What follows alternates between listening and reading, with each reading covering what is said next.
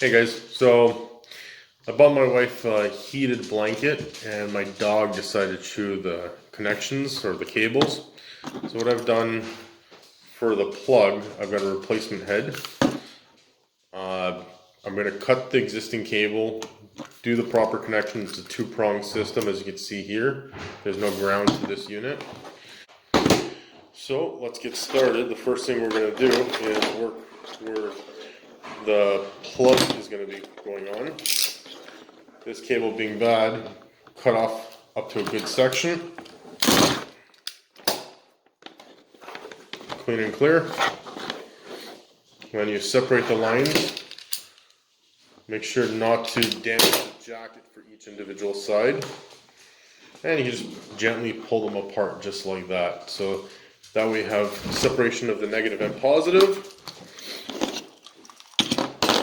Okay, so since we just moved to a new house, I have all my tools locked up at the moment. So I'm just using just a long bit, 3-inch bit, Phillips. So these units come apart pretty quickly. For the plug, you can disassemble the unit.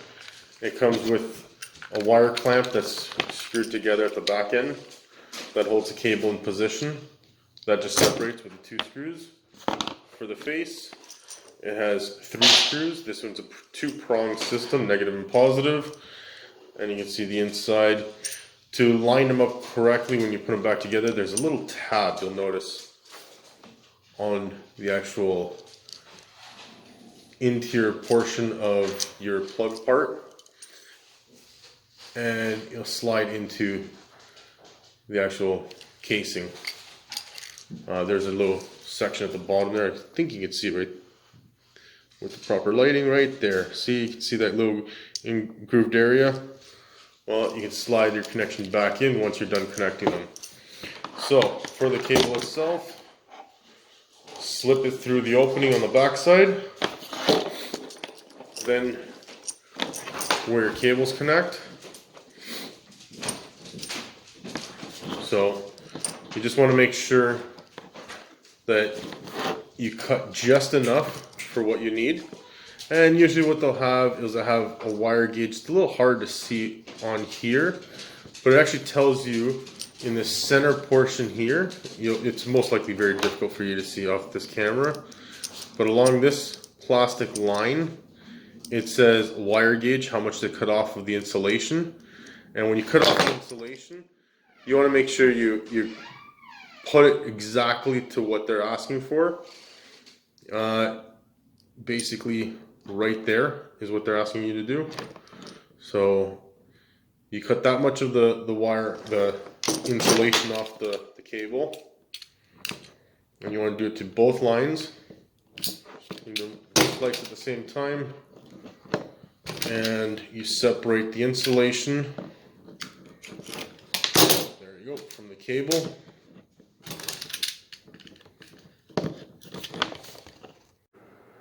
Okay, so now that I have the 2 cables cut apart and I've removed the insulation to the length that's required by the actual plug itself, I'm actually going to twist the wires so it strengthens the cable when you install them into the unit.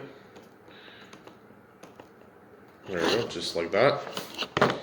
And now what you can do is connect your wires into the negative and positive sections.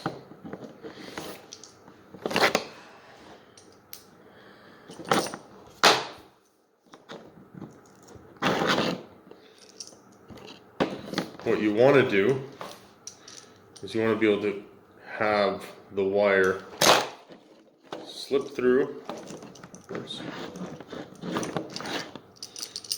the opening there, and then compress them.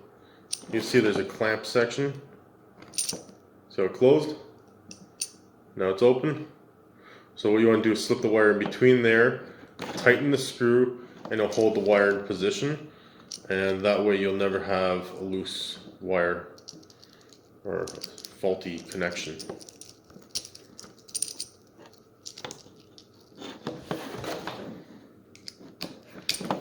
Started doing this a little bit half-fast because, well, we're just moving today, so all my tools are all over the place at the moment, and it's a little bit chilly in the new place that we're moving into. So, just to make sure we have a nice heated blanket for today, I'm going to do these connections. The connections along the line, what I'm going to do is I'm actually going to solder them in position, and we'll go from there.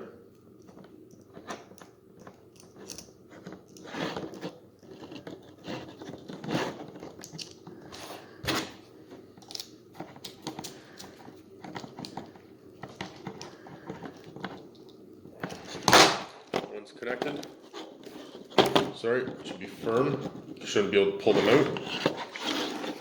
So you can slip the head of the casing of the plug back together. That will just slip right into place, just like that. Screw was in the way.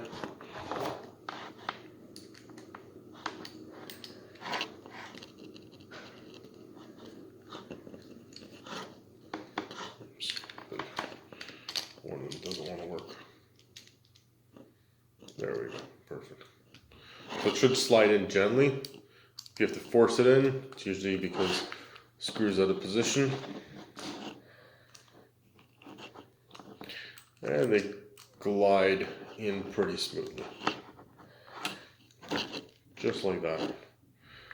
So, that's a wire connected to your prongs, the jacket, the casing put back on, and now you have to secure the wire in position.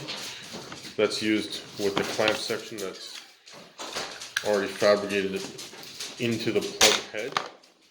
Comes with 2 screws. Put your wires together.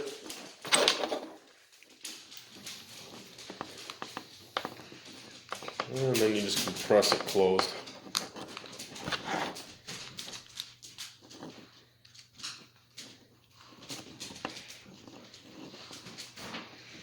And that's how easy it is to change a plug when you have a damaged cable.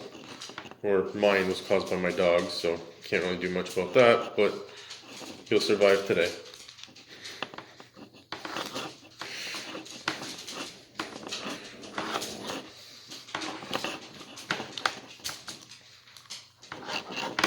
This helps better when you have a proper screwdriver with you.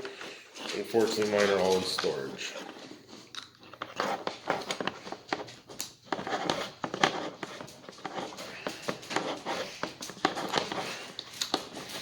Well, I'll tighten that up, but basically you get the concept. Once this is tight, the cable will not be loose, and that's your new plug. So this is the plug fully connected now. Positive and negative wires are connected, screwed back into position. The clamp for the plug screwed back into position. Wires firm. And that's your plug right there. That's how to replace a plug when it gets damaged by, in my case, my dog ate the cable and I had to fix it. Thank you.